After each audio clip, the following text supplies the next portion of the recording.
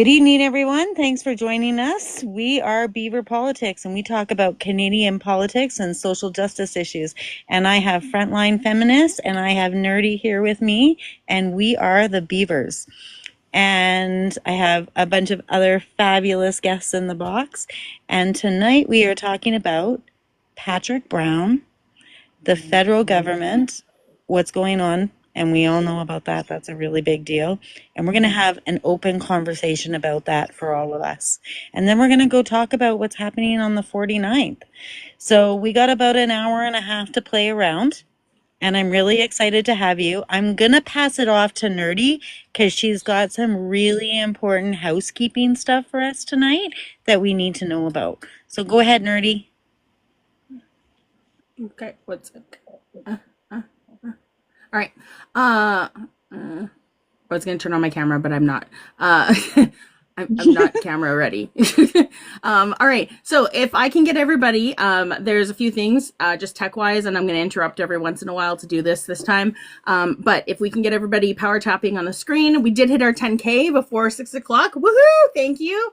If we can keep on tapping the screen, that's great. It helps drive out the live, gets more people in here. Any comments that you want to make them in there. Comments also help as well. Share it out to a few friends. If you want to, next to me, the host box there, if you hold your finger down on the host box, a screen will pop up and you can send it out individually to all your friends, instead of just doing the copy and, like the little share button and then sending it out to 10 people. And also, if you don't have any friends, I mean, like, I'm sure you'll find some in here because lots of us are really friendly. But you can send it out into the ether. You can just hit the share and copy paste, or share and paste or copy. Yeah, share and copy button, and it'll send it out into the ether as a share for us. We do have our little team up at the top, that little heart next to our name. If you haven't joined our Heart Me, it's only 1 coin to do that. That also helps boost the live as well. We do have our gift goal, which is our finger hearts. We're at 7 out of 20 right now. So if we can help with that, that also helps drive the live. As well, we have our subscriptions. We have 12 of 15 right now. We're looking to get some more. It's $5.49 to subscribe to us. It just helps support the channel. To supporting the channel, you get access to some stickers in the chat. You also get access to our Discord, like our Beaver Dam Discord, which we're still building up, but we're working on it.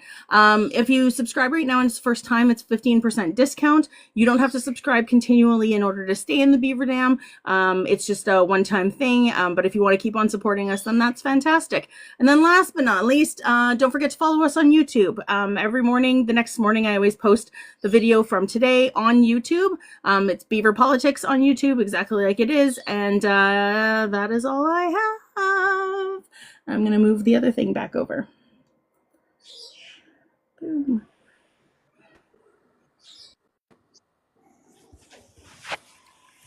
So, do we have Canadian resistors? So Canadian Resistors was supposed to be joining us tonight to do the Patrick Brown news, but unfortunately he does not seem to be responding right now, so he might be asleep because Canadian Resistors is actually in Italy right now, so I'm thinking maybe he just fell asleep and didn't wake up on time. okay, well, are you willing to have the conversation with us, Frontline, and I will back you up with that? Yeah, Okay. for sure. It would have been great if he was here because he knows the most as he's dived into it, but you know what? That's okay. We can manage. So, can I say something really quickly, just because people are asking in there? Yes. We want to welcome officially Frontline Feminist to the Beavers. She is now one of us. One of us. So she joined us this week, and yeah. Going forward, we're looking at doing, different, we're going to have different content, different takes on things. We're probably going to have multiple shows happening now too, because we're going to try and use everybody's strengths as to how we work best. And yeah, so we're probably going to expand aside from just Thursday to going maybe a couple times a week. So welcome, After the Christmas Frontline. break. Thanks for taking the time. Thanks for joining us. You're a valuable asset. Nerdy has uplifted us, and Frontline's here to take it home. No pressure, no pressure. No pressure, sorry. Congratulations, Frontline. Thanks. Congratulations, my dear. Trying to figure out how to get myself on camera here and choose a cute little filter. Not this one. I keep looking for more Beaver I want to find my filters. glasses. I want to find my glasses. You look so cute with your glasses. I love them. So Patrick Brown, well, there is a conversation. We're going to start it off with the Patrick Brown conversation, and then the federal government conversation is going to be freestyle. So that'll be fun. I know Sherry will enjoy that part. I don't know how to do this, guys. Sorry. There's no cool stuff here for me. So I'm just gonna go all natural. Just you're pretty cool. I'm over 50. I All need right. filters. Did it turn it off? There we go. Save. Perfect.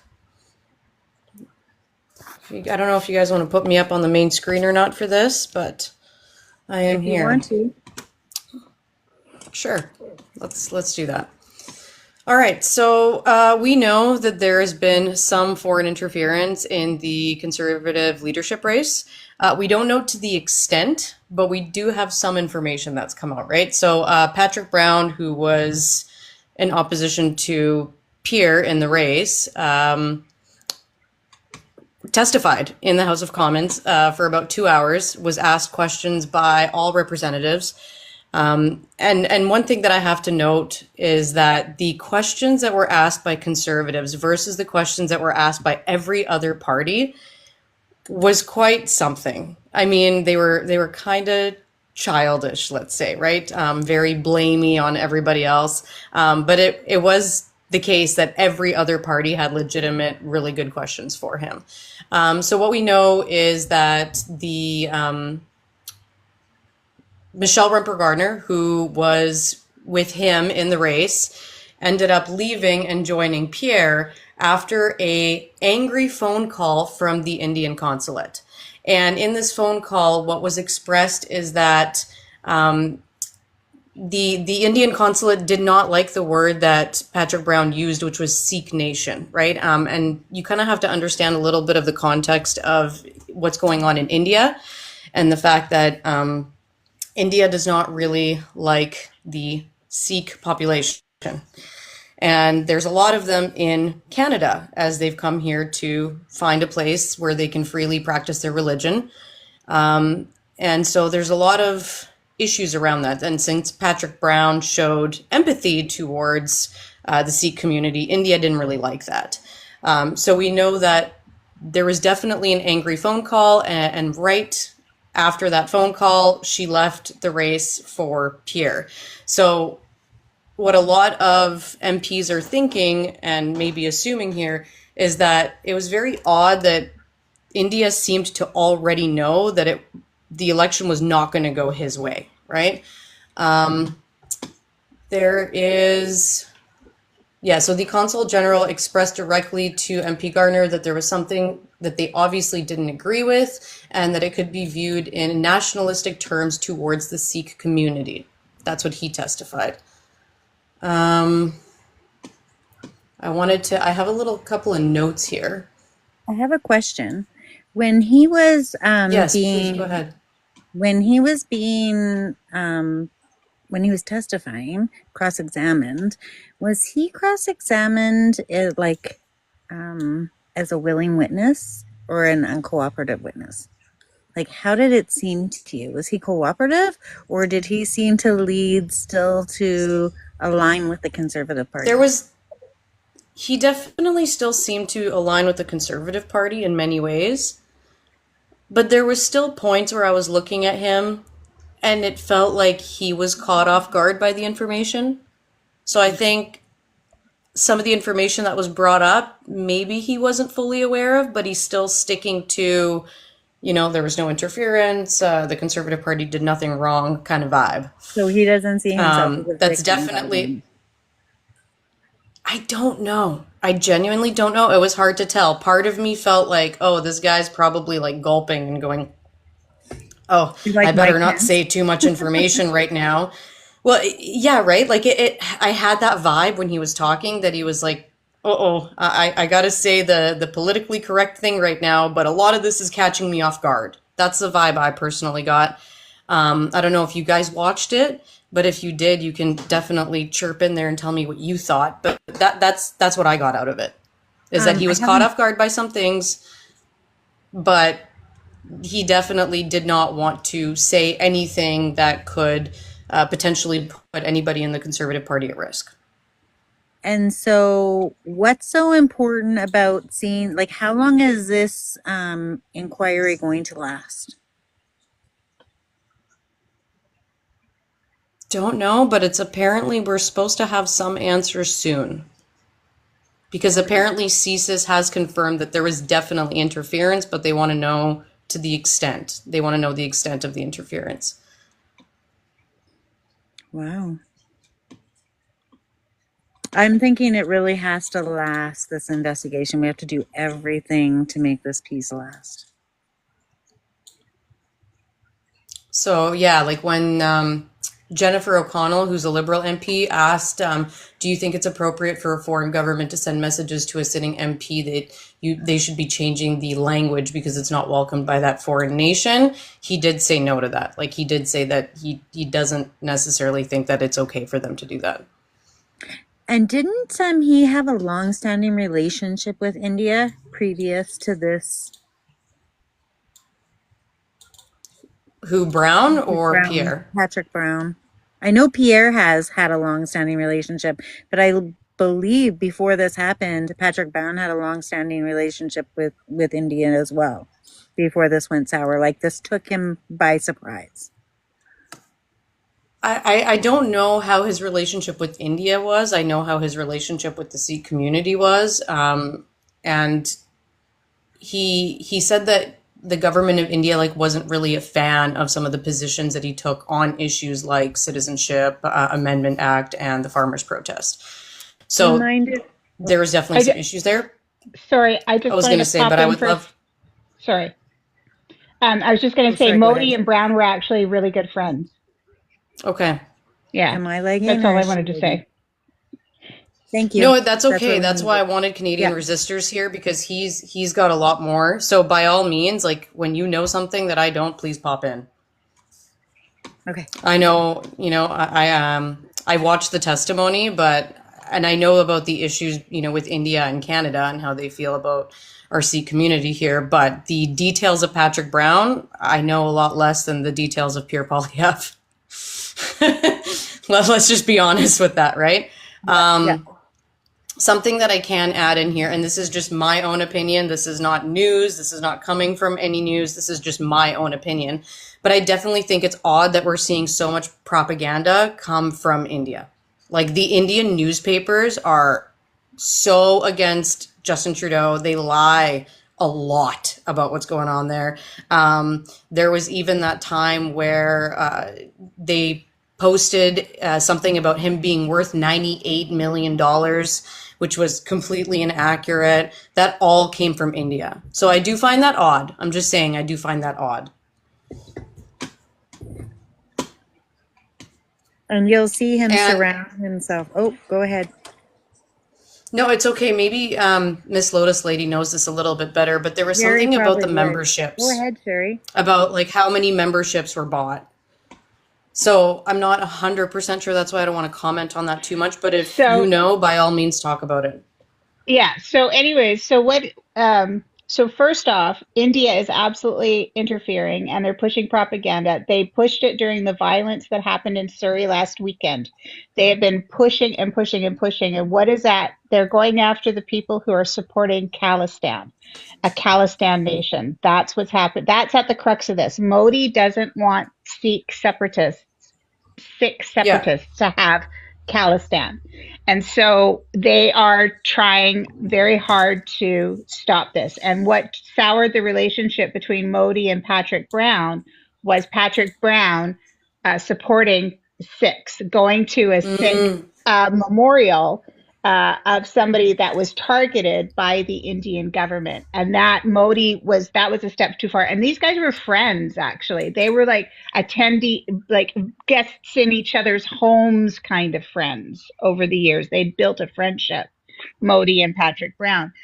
And so when Patrick Brown was seen as Modi as being too chummy with the Sikh community, that's when he stepped in and said, no, we don't want this guy for leader. And that's when they started with all the shenanigans and putting the pressure on Michelle Rempel Garner.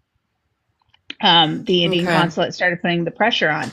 And so they've been meddling for quite a while here because there's quite a big Sikh community that is pro-Khalistan here in British Columbia, especially. It's a massive community, and this has Yeah, been I think going it's on. British. It's BC and Toronto, though, right? Like it's like Yeah. Vancouver and Toronto are the two biggest communities. Yeah, I think Brampton, is it Brampton that's the Yeah, other really huge 110%. community? Because ours Yeah. is in Surrey and it's massive here, right? Yeah. But they've been the Sikh community in BC has known about this problem for years. 4 years. And so this has been going on for years, and it's been amping up recently as Modi moves further right and targets the Sikh community more and fights against the Sikh separatists. So, but he's the only world leader that has been so bold as to try and pull what he has on another country's soil.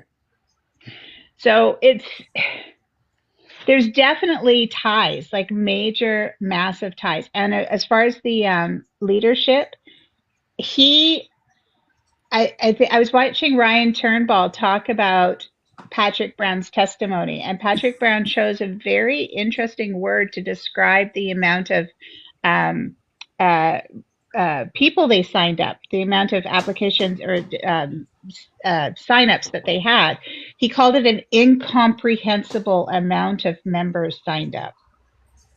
So Yeah. that tells you that he didn't quite, like, it wasn't like he did an amazing job or they really hit the ground running, or it was incomprehensible, the amount of memberships that they were able to get.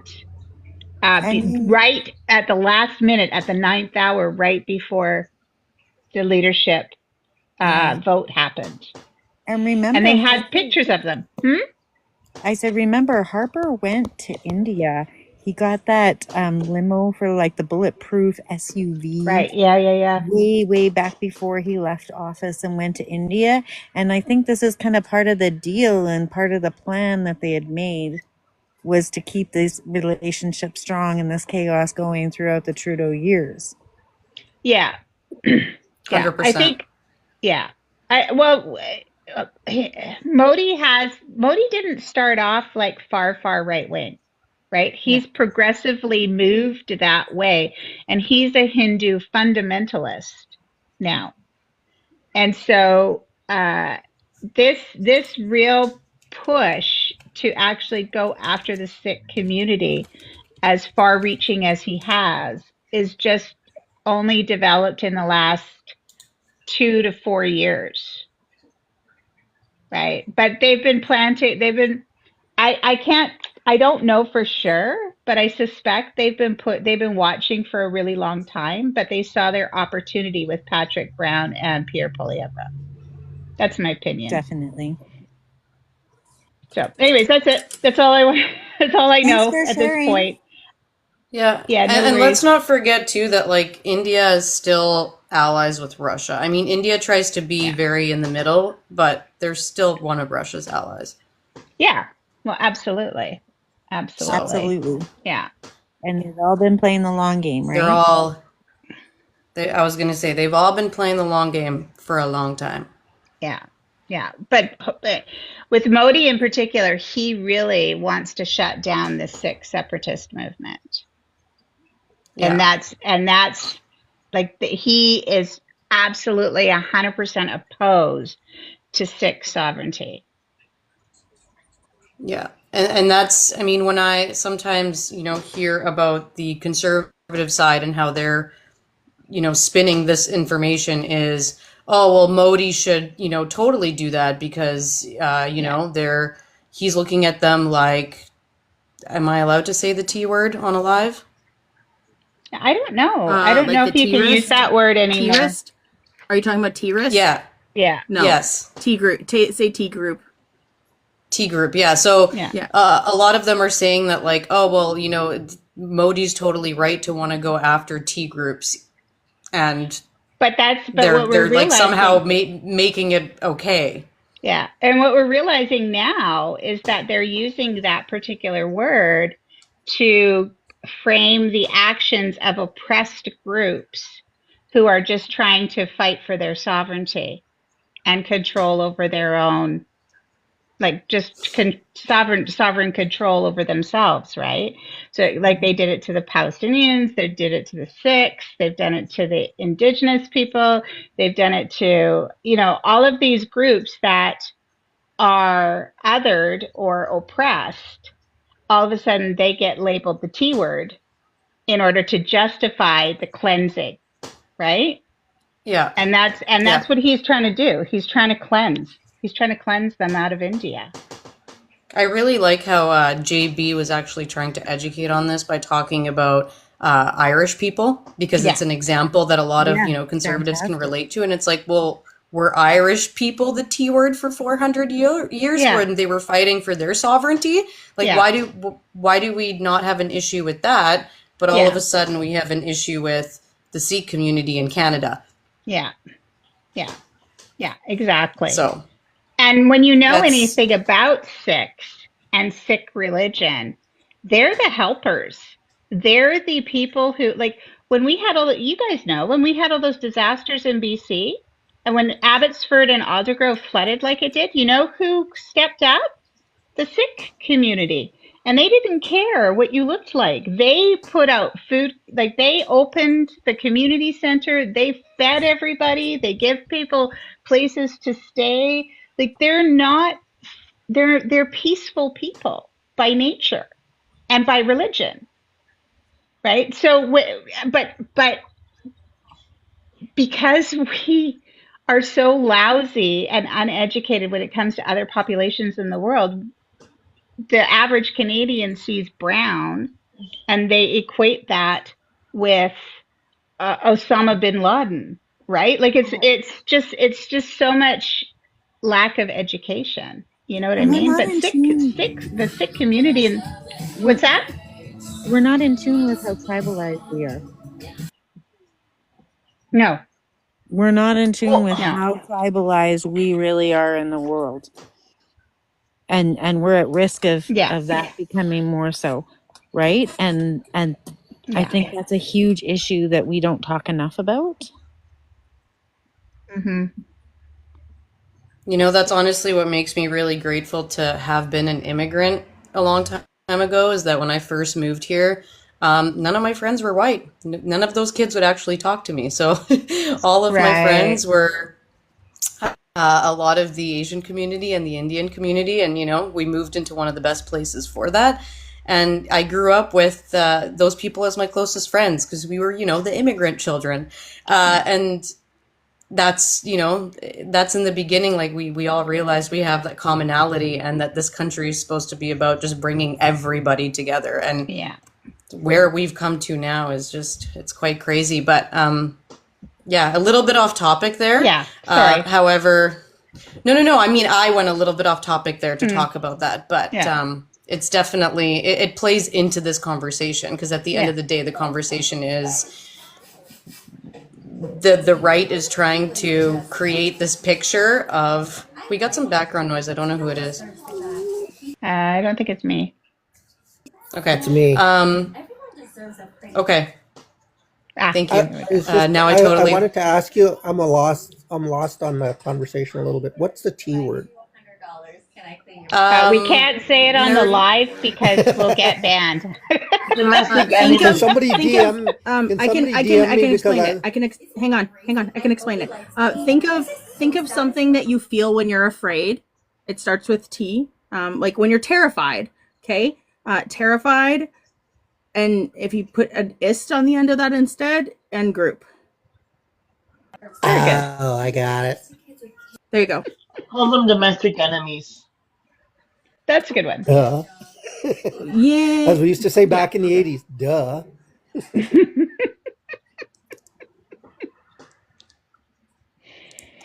But yeah, I was just going to finish off by saying that, the right is trying to kind of classify this group of people as the T word when realistically they're just normal humans that are looking for their freedoms and their sovereignty and their ability to practice their religion.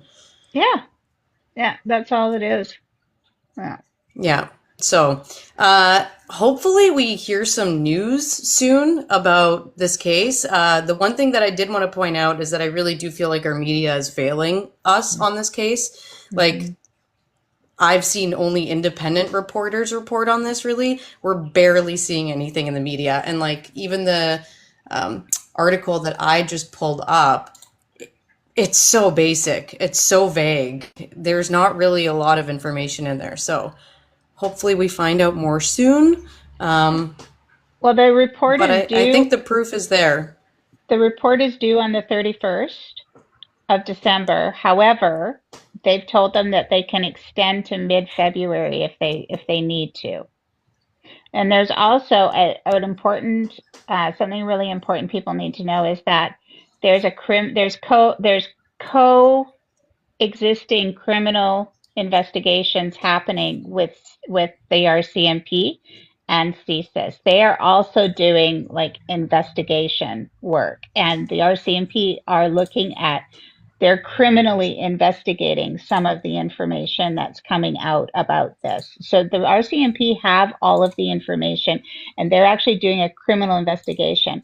What we're doing here with the foreign inquiry and the foreign interference inquiry part of it is we're just trying to get the answers we can for the general public, and put a report together, because intelligence isn't the same thing as evidence, and you can't take that information into a court of law. But whatever they glean out of this inquiry, the RCMP absolutely can take and investigate further. I really want Pierre to get security clearance. I kind of think it's funny that he won't. Not gonna lie, because he knows that if he gets it, he's not gonna have a chance, in my opinion. Well, I mean, that's the reason he's not getting it. And he keeps saying that he's going to wait to be PM. That's why. Yeah. He knows that if he gets it before he becomes PM, that he won't be PM. Right? I mean, it's very common sense for, like, the rest of us, but apparently it's a very hard thing to get across to certain people in this country right now. I mean, not to, like, be ableist or anything, because we're trying to do better here. He's very uninformed when it comes to that, because, again, you need security clearance, you need a type of security clearance, you need this, you need that. And he doesn't seem to think that it's going to affect his running of being prime minister, which it very much is. It's going to affect him one way or the other. So, he's hooped. We'll see. Donald Trump was a convicted felon who's now in charge of the White House, so I'm not going to hold my breath for that, We can only hope we're better, but right now it seems like this extreme right movement is taking over all of Europe, Australia, North America. And like the video that I posted today of Bernie Sanders, we're dealing with people that own everything. And when you have that much money, you can get away with anything. 100%. We're seeing it in real time. Yeah. Well, obviously, we're going to have a revolution of our own eventually, but who knows? Yes. I don't know. The difference so we're gonna here. Sorry, go ahead. We've got to roll into the next conversation. Did you want to finish up with that last question, Sherry, and then we'll roll into the next conversation? No. What I was just going to say is that CSIS is briefing Pierre with what they call a threat assessment, harm reduction assessment, or harm reduction. I think that's what it's called. They only can do that if he's the guy, or he is implicated somehow, or he's involved somehow, or because they can't give him national information. They can't give him top security information about another individual. They can only do it if it involves him. Yeah. So, and he's supposed to be getting that briefing. Was he supposed to be getting it today? Somewhere this week. That's Yeah, all I know. Sometime this week. yeah. So, all right. And on that note, thank you. You did a great job. Thanks for sharing. We're going to roll into the conversation about what happened this week with the federal government. But first, we're going to pause and we need Nerdy to have a conversation with us. Yeah. Let's have a little moderator update. We are at 24K likes right now. I would really like to see us get up to 30K. Within, the next 15 minutes would be great. There's 40 people in here. That should be so easy to do. We should easily be able to hit like 50K if we keep up with this pace right now. And don't forget to share it out to a few friends. We're sitting at 133 right now. I'd like to, if we could get those shares up to like 150, 175 would be fantastic. Don't forget to hold your finger down on the screen right next to me on the Beaver Politics page, and then it'll pop up a little screen, and you can hit send to all your friends. And don't forget to heart me. We do have a new gift goal up there. I put some ice cream cones up there. Thank you for the 50 we've already got. I didn't even see who did that. And what else? Don't forget to, if you want to help support the channel, subscribe to us. We do have our subscription goal up there. You get access to some really cool stickers that I made for us. And then you get access to the Beaver Dam as well.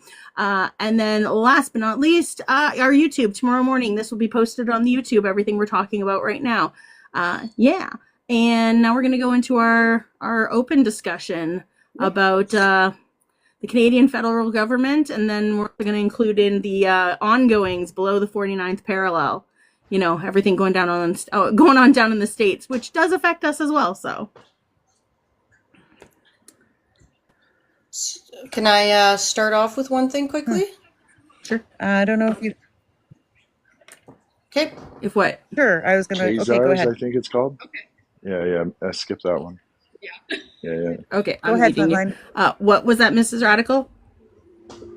Yeah, I'm just waiting for you, Mrs. Radical. I was just going to go over a brief overview of the first part of the week, but if Frontline, go ahead.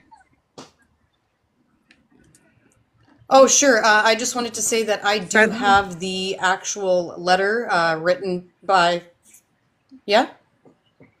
You guys can hear me? Mrs. Radical, I think Do you you have want a to send lag. it to Nerdy? Oh, okay. I have the leg. I was just going to say I have the letter from Freeland that she wrote, and I thought it would be nice to kind of like read it and then discuss it at one point after you share. So just wanted to put that out there. It's right in front of me. Okay. Do I still have a leg, Nerdy? Yeah, your mouth's not even matching up now. Okay, I'm going to drop and I'll let Frontline, do you want to Frontline read the letter and then I'll pop back up and we'll start. It's Mrs. Radical. Sure. You're synced perfectly from what I can see. I don't know, it's a lag. She's talking over people though, like it's interrupting too, so. I saw the lips move Yeah. at a different time than the sound on my end. Okay. All right, so let's get this letter. Do you guys, I'll just read it. So, dear Prime Minister, it has been the honor of my life to serve the government, working for Canada and Canadians. We have accomplished a lot together. On Friday, you told me you no longer want me to serve as your finance minister and offered me a different position in the cabinet. Upon reflection, I have concluded that the only honest and viable path for me is to resign from cabinet. To be effective, a minister must speak on behalf of the Prime Minister with full confidence. In making your decision, you made it clear that I no longer credibly enjoy that confidence and possess the authority that comes with it. For the past number of weeks, you and I have found ourselves at odds about the best path forward for Canada. Our country today faces a grave challenge. The incoming administration in the United States is pursuing a policy of aggressive economic nationalism, including the threat of 25% tariffs. We need to take that threat seriously, and that means keeping our fiscal powder dry today so that the reserves we may need for a coming tariff war. That means eschewing costly political gimmicks, which we can ill afford and which make Canadians doubt that we recognize the gravity of the moment. That means pushing back against America First economic nationalism with a determined effort to fight for capital and investment and the jobs they bring.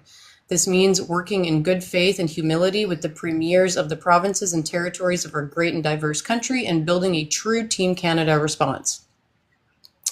I know Canadians would recognize and respect such an approach. They know when we are working for them, and they equally know when we are focused on ourselves. Inevitably, our time in government will come to an end, but how we deal with the threat of our country currently faced will define us for a generation and perhaps longer. Canada will win if we are strong, smart, and united. In this conviction, which has driven my strenuous efforts this fall to manage our spending in ways that will give us the flexibility we need to meet the serious challenges presented by the United States. I'll always be grateful for the chance to have served in government, and I'll always be proud of my government's work for Canada and Canadians. I look forward to continuing to work with my colleagues as a Liberal Member of Parliament, and I am committed to running again for my seat in Toronto in the next federal election. With gratitude, Chrystia Freeland. May I say something?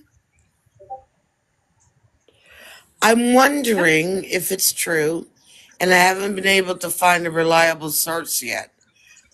Is it true that she was offered the position to negotiate with Donald Trump with about the tariffs?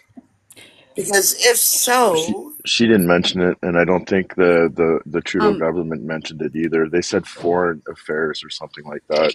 No, it was Officially. so. Guys, hey, 1 second, please. Mhm. Can we let one person finish before we jump in, so we can have like a really good conversation? Let like people finish their thoughts, and then we'll acknowledge the next person to speak, please. Sure. Thanks. so does that mean I'm up? Yeah, it's still your turn. You didn't finish your sentence yet. No, I didn't.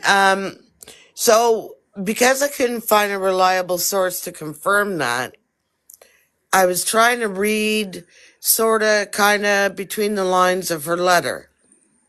She does not mention what she was offered. So it makes me believe she was offered a negotiation position because she's very, very, very good at it. So I just wanted to know your thoughts. Okay. I know Happy wanted to speak first, and then Mrs. Lotus. Yeah, I don't doubt Ms. Freeland. I don't think anybody could have put that exit speech more eloquently than she did, and I think there was probably talk of creating that position, but I don't think I see it anywhere. So I guess I would assume that she would be in charge of something like that because it's a pretty important task. So I would suggest I would believe that, for sure. Miss Lotus. So the Globe and Mail articles on Monday and Tuesday allude to that fact that she was actually offered another ministry, which would be working directly, managing the U.S. Canadian relationship. They didn't have a name for the minister, but it was going to be a fully new created ministry just for that, and she was supposed to head it up. And it was seen as because they made a point of saying this, while some people feel that it looked like a demotion and she took it as a demotion, insiders, again, the insiders that Globe and Mail cited said that it was actually seen as a very senior position and that she was offered that instead, and because they have a difference of opinion over economic policy, Trudeau wants to help Canadians more. She wants to help companies and big business because she's neoliberal, right? Like that's her, that she's a neoliberal economic person. Um, And so, anyways, they did offer her a position. She took the weekend to think about it, and she answered that with her resignation letter. But she didn't post it right to X. They had a meeting first, and she told him Monday morning before she released the letter on X. That's all I wanted to say. I think that perhaps she perceived it as a demotion. It's possible, but I don't think it was. I think it was more of a promotion. But I think what the true catalyst to their dispute was, um, I'm going to call him an outside influence, maybe being critical of her projections, and maybe criticizing her budget and stuff like that. And then Justin Trudeau supporting that person and saying that Chrystia needed to amend things to meet that person's, injection, right? I'm struggling with the fact that for a week before this announcement, Doug Ford was touting his relationship with Chrystia Freeland on the daily. Every moment he had an opportunity with a microphone, he was talking about his deep friendship with Freeland. Right up until this announcement, the day of the announcement, Freeland called him on his cell phone and they had a conversation with the first ministers. So you've never heard Danielle Smith say a good thing about any Well, she's conservative even worse in now the too. past 4 years. And suddenly Danielle Smith is singing Freeland's praises. Like, there's just something off about it that her ego is willing to allow her government to possibly fall at this time. I don't I think just, it's it an just ego hits thing. me. I really think there was a fork in the road. Like, I think that the choices that were being made by Miss Freeland for prioritizing outside the country and maybe those kinds of disputes. I don't think those are what the catalyst was. I think it was on a personal level. She felt shunned because of Trudeau's new friend who has come in with new ideas. You know what I mean? And is kind of But she was supplanting good her. at that role. She was good at the foreign she was good in that role. You're preaching to the choir. She I had no absolutely reason to be Guys, adore her. offended. Every portfolio gets mixed up.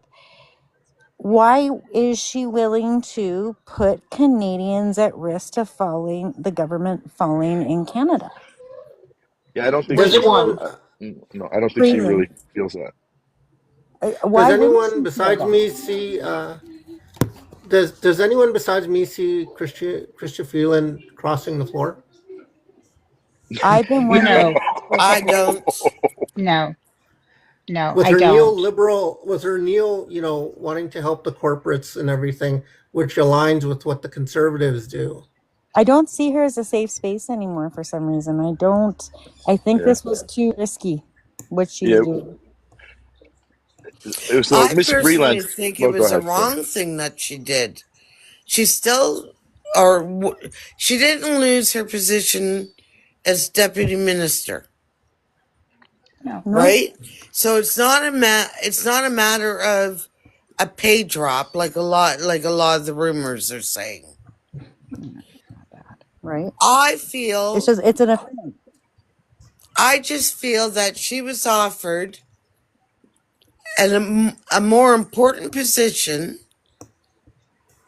and yes, it's a new department, whatever you want to call it, but she's dealt with a lot of global leaders and has done so exceptionally well that I just really don't understand why she wouldn't see this as a rise in her political power. She says all the time that Canadians come first to her. Well, where did we come first? Good question. Well, Happy that's a was next, and then MS Lotus, and then Frontline. sorry. I'm gonna check out after this one and jump back into the comments. I came up early to wish everybody a Merry Christmas and to tell you all that I very much value you, and I'll be thinking of you throughout the holidays. Um, in respect to Miss Freeland, I still treasure her. I think she did an exceptional job, and was presented with a really formidable task coming out of COVID the way it was, and then with, of course, the pervasive nature of those propaganda engines and the internet attacking and destabilizing trust in our government, trust in our medical system, trust in our media, and I think those things kind of whittled away at Canadians' willingness to listen to certain identity politics. And I think Miss Freeland was maybe in touch with that perspective, and could have been pushing for that, or the opposite could have been true. I'm not sure. But definitely, this goes beyond just the lateral job shift, because obviously, as Grandma pointed out, there's no significant pay decrease. Miss Freeland is already wealthy, and it absolutely could do anything she wants after government work. So there's nothing really motivating her financially to really make that make sense, right? So I think it really has to do with a personal slight, like it's some kind of like, you know, irreconcilable differences on a personal level between her and Justin Trudeau that had to do with her professional opinion about a certain situation. And I think that that's really where the divide went. I don't think it had anything to do with, not thinking about what's best for Canadians, because I think that's really at the forefront of her principles at any given moment. But yeah, on that note, I love you all and have a happy Merry Christmas. And I think Joshin's in the comments, and I think you know I'll be listening. Merry Merry Christmas. Merry Christmas. Christmas, Happy. happy. Merry Christmas, Merry happy. Christmas. Go ahead, MS Lotus. Or should So- I Christmas, say bud. happy Christmas? Oh yeah, happy holidays. Merry Christmas, happy holidays. Whatever you're celebrating. No, I see what you did there. Never mind. It's I see what you did there.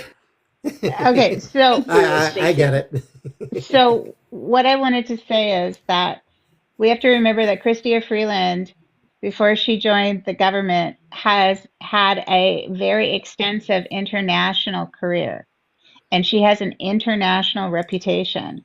And Justin Trudeau was asking her to do something economically that she is diametrically opposed to and doesn't believe in. And we have a situation right now where economic theory is shifting.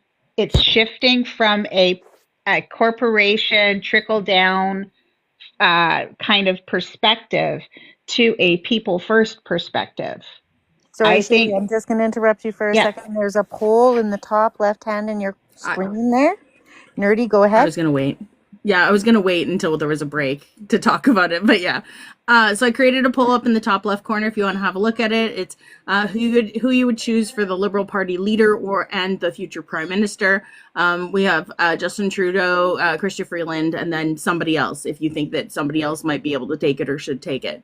So if you guys want to vote on that, it's just top left corner. If you're a moderator, unfortunately, you cannot vote. Go ahead, MS Lotus. Sorry. Sorry. Yeah. So when you have somebody who, this is what she does, she lives and breathes, and this is her philosophy. This is her economic philosophy. This is what she really feels is the best route forward for the country. And he doesn't.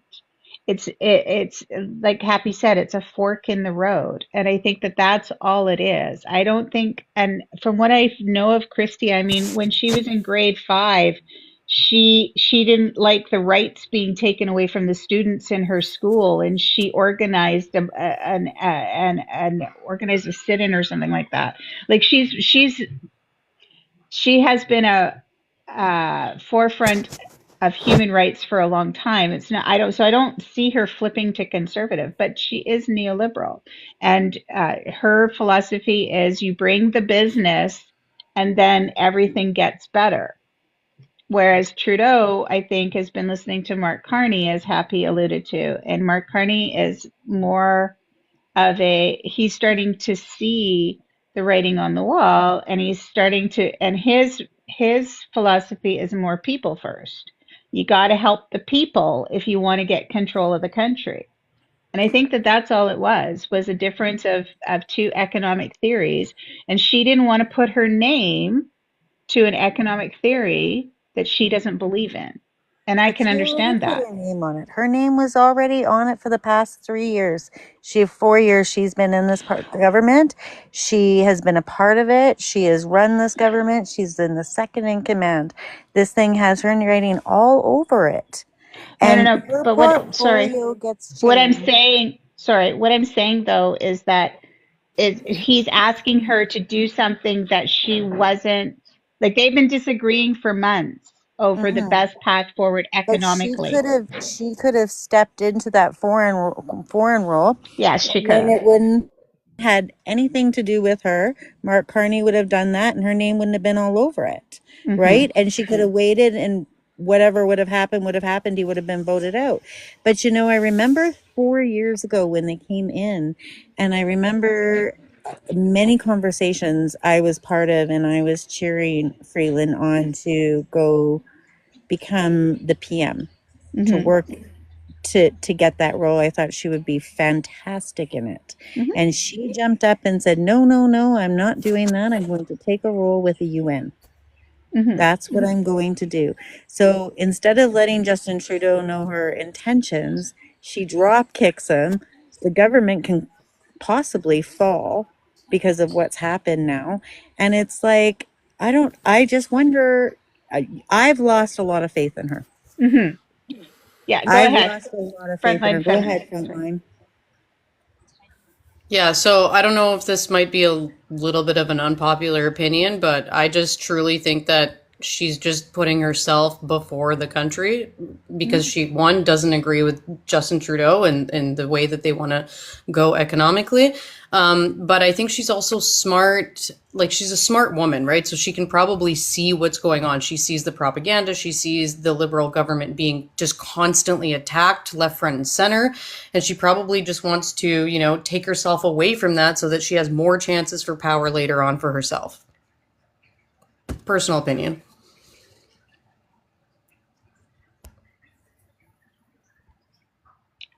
So, I agree with you.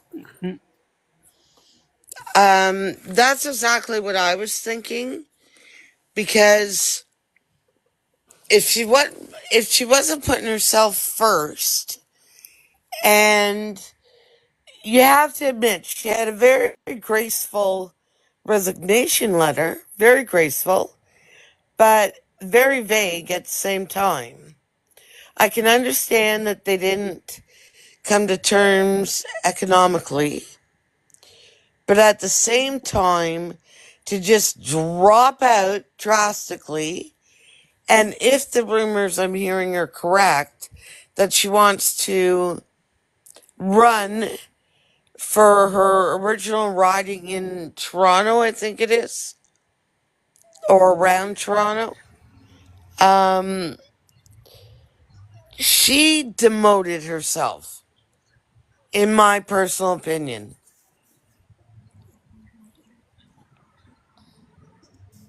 Yeah, I mean, like Zojin said down in the comments, I can agree with the fact that that might be another play too. He said it's not party over Canada. She's just doing this to save the party because JT is poisoned. That could be it too. I don't know exactly what her, end goal is with the resignation, but that maybe could be it too. Because as I said, the Justin does not look good in the public eye right now. Whether we like him or not, right? There's still going to be supporters. There's still going to be people that understand the complexities of government and can realize that, yeah, he's made some mistakes, but that doesn't make him a bad leader. It doesn't make him worse than Harper by any means. But maybe that is one of the things that she's trying to do. Maybe she is trying to save the party. I don't know at this point. I'd like to ask all of you guys if you'd like to share kind of what you think Justin should do at this point. Should he continue being the leader of the party? Should he step down and give it to someone else? I'd like to know what people's opinions are around that. Okay. One second. Sorry, guys. After you ask that, because I actually unmuted so I could ask a different question. But if you once you guys answer that, I have a question that I have to ask addressing the poll that the results came up. So I wanted to address that as a different question. I don't know if I don't like her stance on corporate, like helping out corporate, because to me, parties that do that tend to put corporate greed over the country. It's just been my experience. I mean, the First Nations people came out of the bush because of Harper's stance on putting the Indigenous people to the side in favor of corporate greed. And if she's in favor of corporate, earning more money, that scares me. I believe anybody's better than PP. I've said it before, he needs his PP slapped. And just, that's just my take on Miss Freeland. Okay, so let's go through the panel. Never Polyev, what do you think? Are you asking me? Sorry? Yeah. Yeah, so I think that politics, as we know, is a blood sport. These people, the Liberals, have put up with a lot since Polyev has come in. There's obviously some sort of a disagreement between Freeland and Trudeau. For whatever reason, she quit. I think probably she is aligned with him on most things. She's looking at the polls, which are absolutely, on an ongoing basis, horrendous for Trudeau, and he seems to be the lightning rod for the lack of support. And I think probably she just wants to get out now while she can and either run for the leadership or reinvent herself somehow, probably running for the leadership. I don't know whether that would get her anywhere, but you're just asking a question. What do you think Trudeau should do? Sorry. So I think Trudeau should resign, and I'm a huge Trudeau supporter. I've supported him from day one. He needs to resign. He needs to see the writing on the wall. It's over for him, and it's time to pass the baton and have a leadership race while they still have some time. And the fact that she quit doesn't mean that the government's going to fall, by next Tuesday, but he needs to quit and prorogue Parliament. Okay. Thank you. MS Lotus, what do you think he should do? Okay. So here's what I think. I think that they should limp along until the foreign interference inquiry information is released. Once it's released, or just as it's being released, Justin Trudeau prorogues Parliament for the year until the election in October. And in that time, they do a leadership race for the Liberal Party, and then they get their ducks in a row. That takes him out of the spotlight, right? Media stops focusing on him because Parliament is prorogued, so he's not a factor anymore. Then the media can actually focus on Pierre for a change, and we can focus on this, and we can watch Pierre get beat up in the press for a while. They prorogue, they have their leadership race, and my Liberal friends are not going to like what I have to say next. We all throw our weight behind the NDP. Because no matter who they get, there's nobody viable for the Liberal leadership at the moment, in my opinion. I don't see any stars. I see a lot of really good young talent but I don't see anybody that's Okay. in a No, position. I love what you're saying, but I got to get to the next person for their thoughts, so we can get on to the next conversation. But that's a really solid response. Thank you. Grandma Sandy, what do you think Trudeau should do? I actually believe 100% be with Miss Lotus Lady's response. I couldn't have said it better. Great. Thank you. Thank you. Smarshy? I don't honestly trust any of the government, to be honest. Fair. A lot of I people feel that way. um if I had to say something about Justin Trudeau, yeah, Justin Trudeau should step down, pass the baton to someone who is more equipped to handle the job. I think he's getting tired of the job, to be honest. He's looking a little run through the ringer in a sense. So yeah, definitely he needs to step down. But anyone other than Polyev, please, like, give us some hope that we can bring Canada to what it once was. Thank you, Smarsh. Fantastic response. Frontline, what do you think Mr. Trudeau should do? I mean, I honestly didn't want to say this, but I do think he should resign and not for any other reason outside of the fact that he's just getting attacked from all levels. And, the Conservatives have spun this story about him that unfortunately it's too far gone now to be able to bring it home. So I do think he should resign. And I want to just echo the fact that I do think it would be amazing if all of us just got together and just agreed on the left and just went and voted NDP and actually give them a chance, because I am personally so tired of going right, left, back and forth, back and forth. Why do we have a multi-party system if no other party is ever in charge outside of Liberals and Conservatives? Like, we can make history this time around. Right. Great response. For me, myself, I kind of feel the exact same way as MS Lotus. My only question when I think about that response that you have is it possible for Trudeau to go ahead and prorogue government for up to a year? Like, I see 6 months, I see 3 months as being a possibility to drag it out to a spring election or the summer, but could he do it for a year? I don't know, but he can. Okay. And I see that as viable because that gives us an opportunity, for Canada to look at what a Trump presidency looks like. And then also, like you said, focusing back on Pierre Poilievre. That's my take. But I'd like to hear Nerdy now, because Nerdy got to see the poll. Yeah. So the results were 43% Justin Trudeau should continue being the leader and BPM. And then it was 47% was other, someone else. And then the rest was Chrystia Freeland. So my question for anybody who said other, so if you're in the chat and you said other, if you're up on the panel and you said other, who do you think it should be then? I mean, the one person that I thought it should be is not going to run for PM or leadership.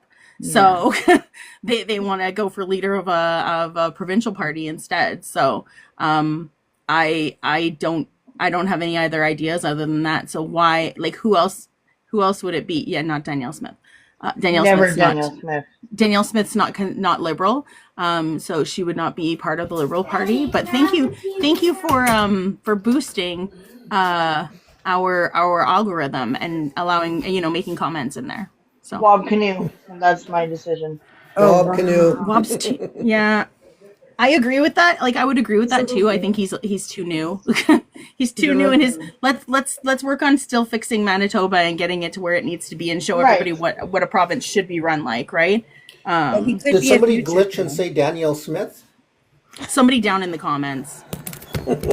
Yeah. Danielle Smith is ruining Alberta. She would ruin Canada in a heartbeat.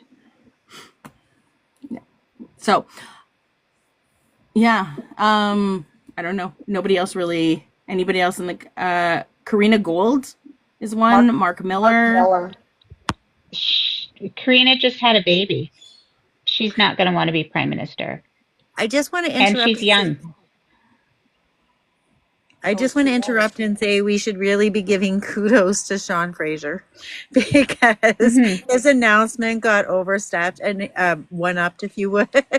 And I just think he was such, like Nerdy said, her choice, right? And that's who I would have went for. So kudos to Sean Fraser. What a great job he's done in Parliament or in the House. I'm sad to see him go.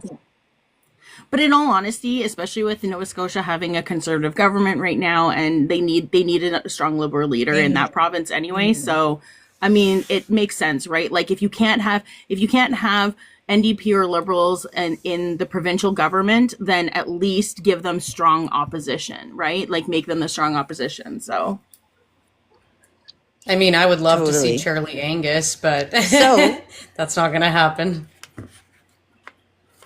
As leader of the Liberal Party? Isn't that the Charlie? question? Who would be the leader of the Liberal Party? Isn't that the question that we're talking about? Yeah. yeah, leader of Oh, I Liberal thought we were Party talking and about Canadian. just leader of, Canada in general. No, But for leader of the Liberal Party? Yeah, Sean would have been amazing, but Yeah. So 15 minutes until final thoughts. If we want to spend 15 minutes talking about what's going on at the U.S. south of the 49th. So I'm not as schooled on that. Do you want to take that over, or does Frontline want to take that over? I think I'm Frontline had more to okay. talk about than I did on it because I checked out yesterday completely. I was doing so many other things that I don't know half of what's going on anymore. yeah, I mean, the conversation was actually started by. Yeah, I think you have a lag again. Me? I guess she was already talking and then you started talking. Oh, to be back. Okay. Yeah, no, what right. I was just saying is like Miss Lotus Lady already started the conversation earlier with what's going on in the States. But it's absolutely wild. I mean, Elon Musk is having so much power over government, and they're not even in office yet.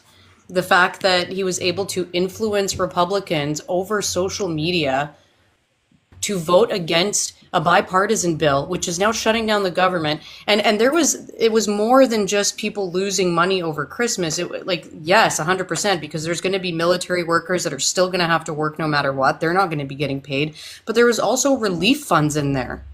There was a lot of relief funds in there for communities that really, really need it.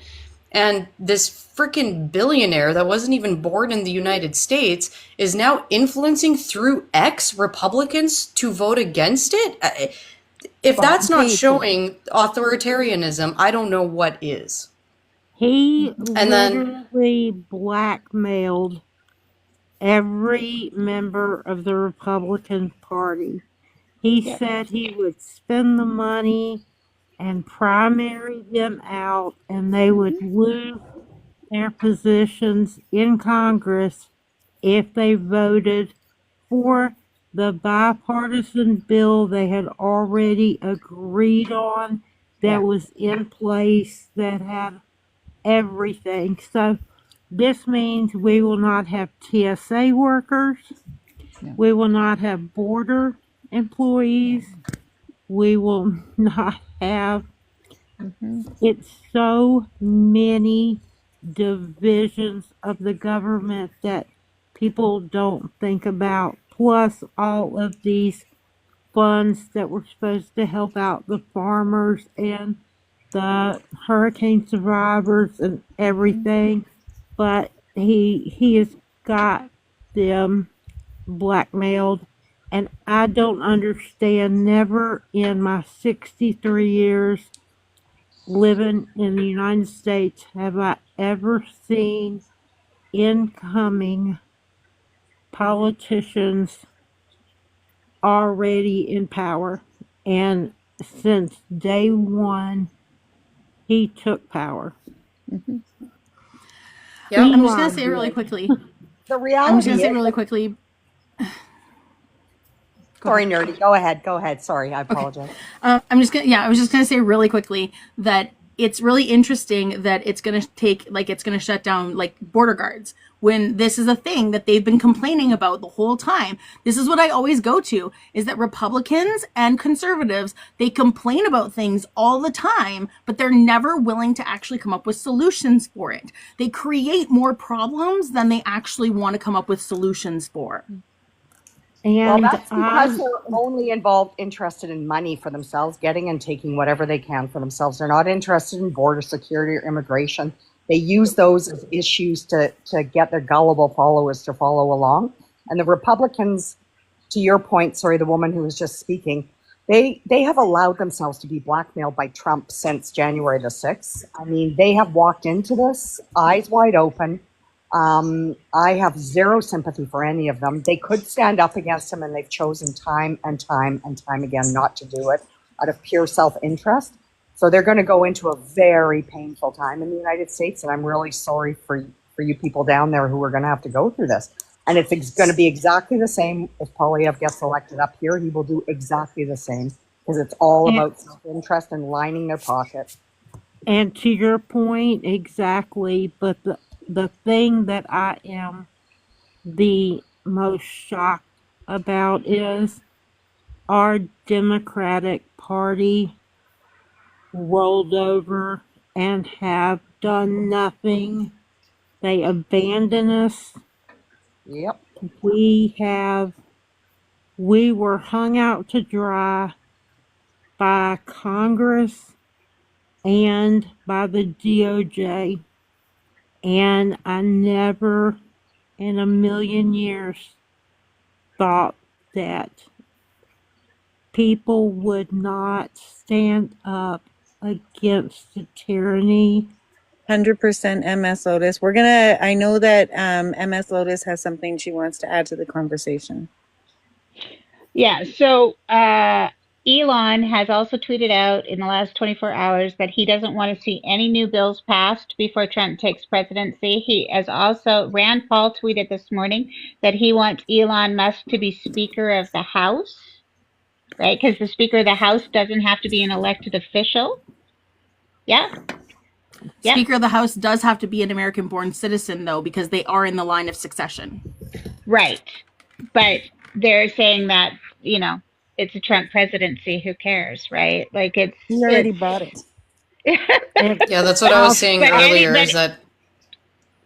Sorry. I was going to throw in this one more thing, and then I'll be quiet and let y'all talk. But what the premise of this shutdown is that if the government is shut down, then it is a fast track to avoid the cabinet members from getting investigated or officially being approved, and it is just a smooth ride to inauguration.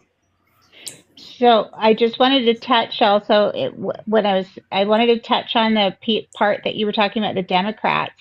Nancy Pelosi, from her hospital bed in Italy, whipped 74 votes for a 74-year-old man with throat cancer to give him the head position in the oversight committee over the 35-year-old AOC. Nancy Pelosi whipped those votes from her hospital bed in Italy. At 80, she's 81, I think it is. So an 81-year-old had prevented the next generation from a very key position in the Democratic government going forward. And the AOC is a rock star. Yeah. I know. It's bizarre. The whole thing is absolutely bizarre. But that's a really good point, MS Strong. That's a really good point that you made about if the government's shut down, they can't do anything. And the demand, what I was saying just before we all started, was the demand that Trump made finally, because he didn't actually want he didn't want this bill to be tanked. He wanted it to pass. Elon was the one who decided it shouldn't pass, and Trump just finally came up at 4:00 yesterday afternoon with his demand, which is he wants Biden to raise the spending caps and have Biden's signature on that so Trump can fund his tax break for the 1% next year and not have it reflect on his presidency, but have it reflect on Biden's presidency. Yep. That's his demand. 100%. So to answer your question in the comments, and then I'm going to let Kai, our new guest, speak. AOC is Alexandria Ocasio-Cortez. She is House Representative, and amazing. She's freaking awesome. Yeah. Kai, new friend. Hello. How are you? Hey, what's up? Hi. What would you like to add to the conversation? Well, I would just like to say that everything that Miss Strong has said is correct. And we are seeing this with the shift to the right, where that Kamala Harris, when she was elected, had the chance to run to the left of Joe Biden.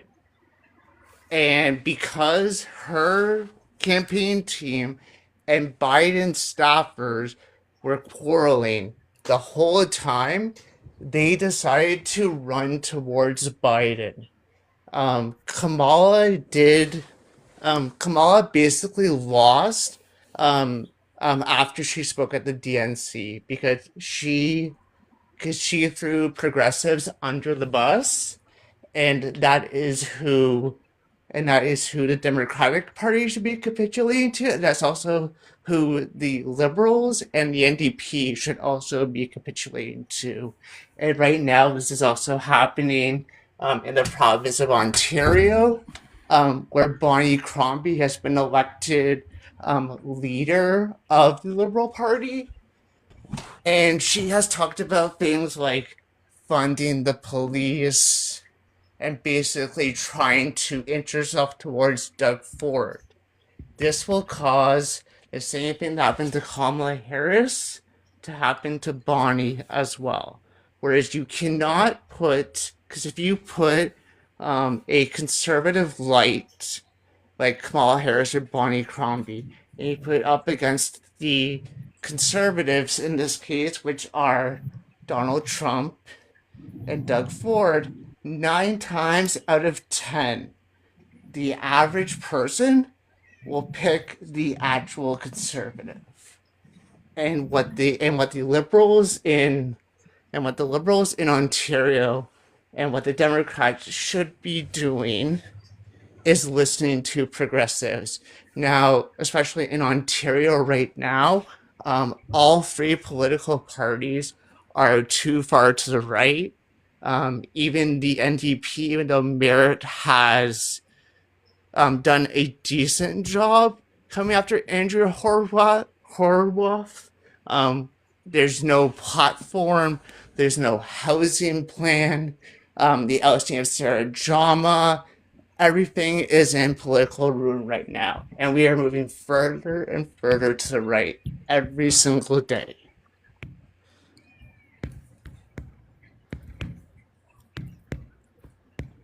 And yeah, that's basically what I have to say. Okay, no worries. Yeah, I agree. I honestly think that the people in the it's really interesting. The conservatives seem to think that the liberals and the Democrats. Sorry, somebody's tapping. There's some tapping going on in my ear that I can hear right now. It's me. I'm so sorry. Okay. I'm just gonna mute you. Okay.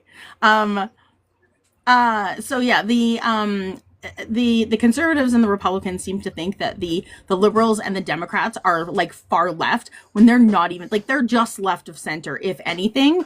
And I think that's what a lot of people need to remember, is that there's so much further left that they could go, and there's so much further left that they should be going. Like, I don't think that you can get anywhere by taking baby steps, because when you're taking baby steps to get away and away and away, you're never going to get there, because you're just going to get pushed back again. It's going to be like 1 step forward, 2 steps back, 1 step forward, 2 steps back. You're never going to get anywhere, right? So I really think that if you're going to make any kind of a difference, you have to go hard to the other side, because you're not going to see anything otherwise. Also too, I just wanted to add one more thing, and then you can drop me down if you'd like. Yeah, no worries.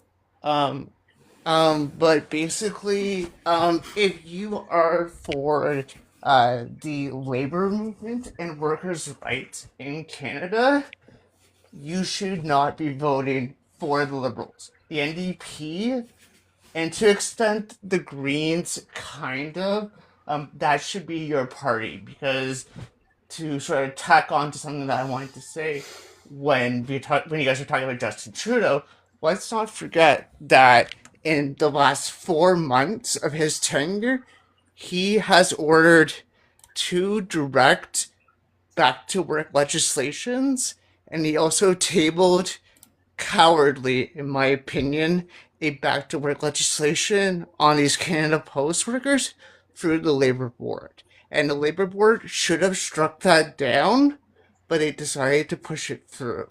So if you're for workers, you should be voting for the NDP and not the Liberals. And definitely not the Conservatives, because the Conservatives are all about union busting. Yeah. Yeah. I'm out of Lorazepam. We'll go with you, and then we'll go down to, then we'll do concluding comments. Sorry, just what was the question? I was a little distracted. We're just talking about things going on south of the 49th, like things that are going down in the States, especially with like Elon essentially controlling everything and, you know, through his tweets and everything. Just the madness in the pit of hell. I was actually talking to some Americans earlier today on a it was kind of a pro-life versus pro-choice thing. And it's usually the same group of friends. They just have multiple accounts, and basically what they do is they have 4 AB abolitionists on their panel, and then they take one pro-choicer up at a time so they can all jump on them and then laugh at them, swear at them, and anyway, that doesn't, all right. I don't know why I said that, but anyway, I asked them, you know, what about the financial predicament that, you know, people would otherwise keep the baby, right? Like if they had paid maternity leave, if they had universal health care, or, you know, kind of like all these equalizers. And I don't know if it's just because they have this, you know, like for me, they couldn't understand the idea of how socialized medicine isn't a bad thing. And I don't know, maybe it's just because that's what they've grown up with all their life, a for-profit system, and maybe that's just all they know. But it really kind of just, like, if you're so concerned about abortions, like, why wouldn't you give incentives for people who actually do want to keep that kid? Like, why would you, you know, there's one person that said, if you are unable to, it said, if you need assistance in parenting, like, you know, asking a parent to babysit or needing any kind of assistance in that you should not have custody. And he said, it's none of your business to have kids. And like, well, you just gave it away that this is not about where the personhood marker is. This is about control, because you're saying that only certain people should reproduce. Yeah. You know, but I don't know. I think some people it's a big thing for me, this issue. Well, for a lot of women, I think, or anyone who has the capacity for pregnancy. But, you know, it's a really scary thing for a lot of people. What if that creeps up here? What if, you know? And anyway, I did tell them that I would give a donation to Planned Parenthood on their behalf. They didn't like that, but They never do. no. But it's just, I don't understand. Yeah. I don't understand how people can No, lack not frozen. that much empathy. Like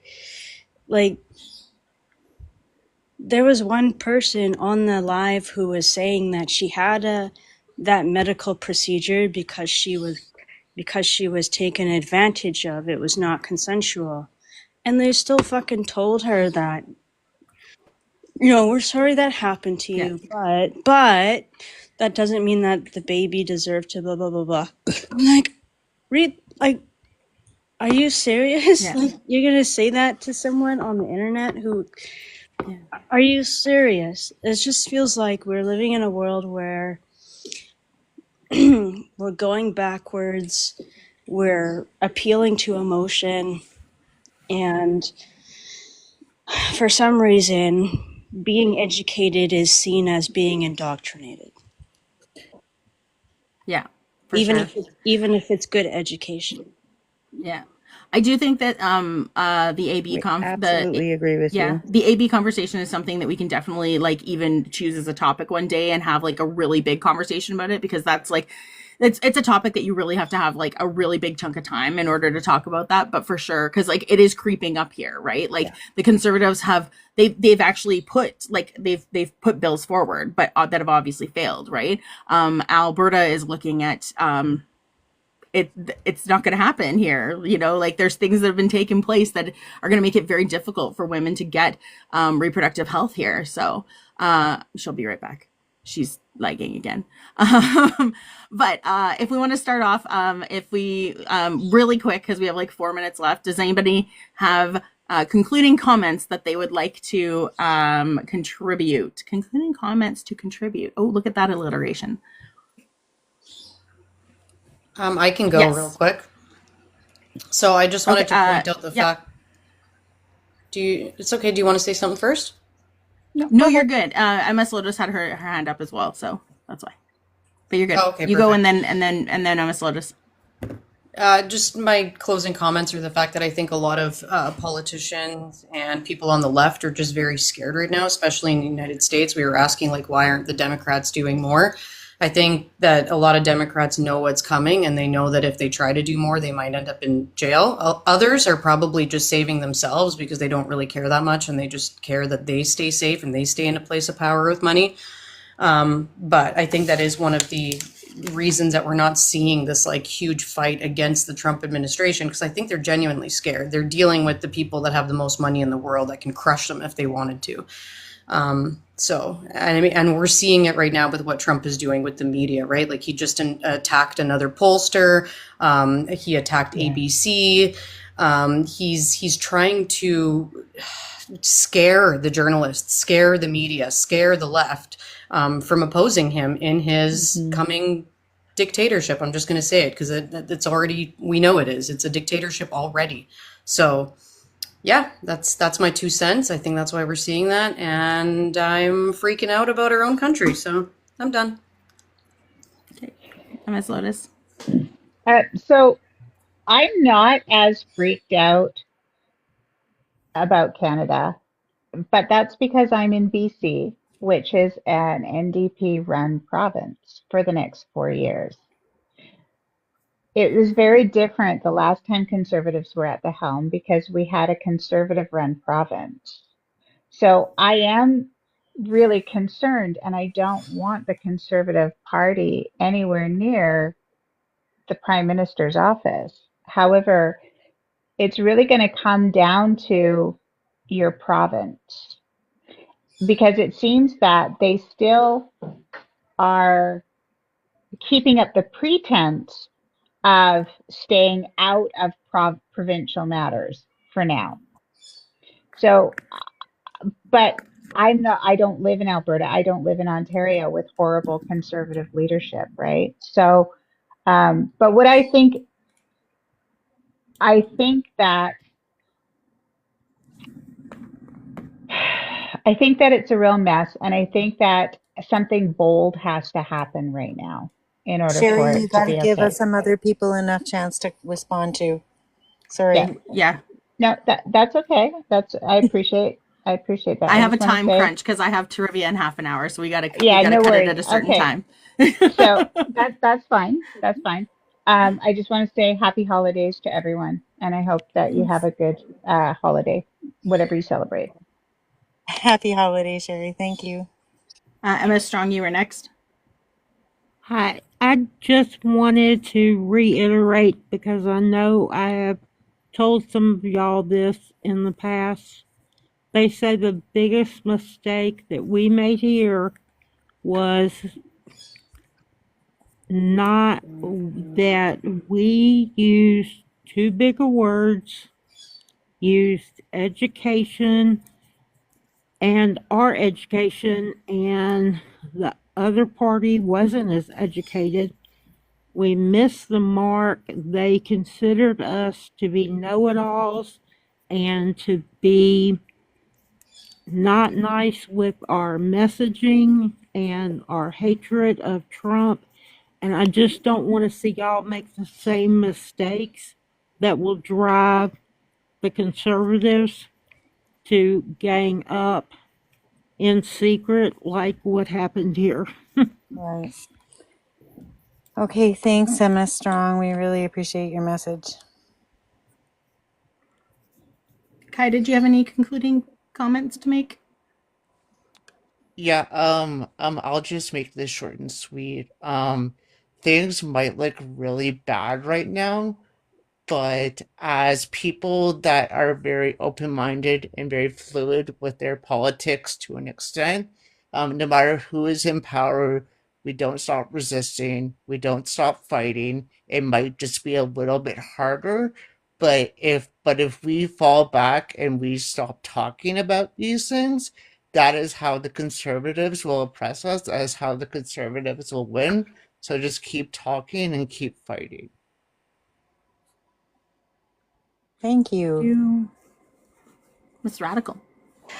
Okay, I'll be really quick. I think we all need to slow down and do some deep breathing and just try to pay attention. There's a lot of stuff coming at us all at once. And when Trump says the things that he's going to do, believe him. I don't think it's safe for us to say, well, we're in our safe space, so we feel okay. We have to see those things, pay attention to those things, and be a little proactive. I'm a little excited for the NDP. I struggle with Jagmeet sometimes, but I really do think it's important for Canadians to have some deep thinking during these holidays about what's important to all of us and try to align. That's the important part, is aligning for what's important to us. And I just want to say Merry Christmas to everyone and a Happy New Year. And I'm going to just remind Nerdy to tell them about the break. Okay, I'm done. Yes. Yeah. Okay. Yeah, we're on a break for the next 2 weeks. We will be back at the beginning of January, just because we want to have a little bit of time to like recuperate and stuff like that. We'll post things on our channel for any kind of political stuff that comes up. We have been a little bit a little bit better in posting things in our Discord. So if you did want to join that, then that's great. Also, my final thought is we can't get so concerned about things that we have no control over. There's certain things that we don't have control over, but the one thing we do have control over is our vote. And how we influence other people. So I just kind of wanted to touch base on like the one thing that Emma Strong said was, I don't think we're ever going to get through to the other side. We need to focus a lot on the people who are apathetic and independent, and who either just don't vote or don't care to vote or they don't have enough information to vote, right? So that's what we're here to do, is provide the information so people are making educated decisions when it comes to voting time. But yeah, I mean, there's no point in getting completely worked up and stressed out over things that we have literally no control over right now. That's where we kind of have to like take action and prepare. My motto that I always have is hope for the best, prepare for the worst, and then you're never disappointed. So that said, everybody have a great Christmas and New Year's and happy Hanukkah, whatever it is you think. This is what I was working on while hang on, put myself in the big box. This is what I was working on while I had my camera off because I have Christmas trivia today on my channel. So there's my Christmas tree and there's my snowflake. I only do my I eyes feel because like that's it's a all you whole can see. Frozen vibe. I love it. It's all you can see when I'm the raccoon. So if you wanna have some fun after this in 25 minutes, I have Christmas trivia on my Mistress Trash Panda channel. Go follow me there. It's a nice little place where you can just like not have to worry about debate spaces and not have to worry about any of this stuff. You can just chill and have fun, play in the comments, play up in the boxes. It doesn't matter. But that was my selfish plug. But yeah, with that, that's all I had to say. Thanks for joining us today. Thank you for helping us hit our gift goals twice. Don't forget to subscribe to our YouTube channel. And I think that's it. Anybody else? Thank you, everyone. Thank you. Happy holidays. We'll talk soon. Goodbye, beautiful people.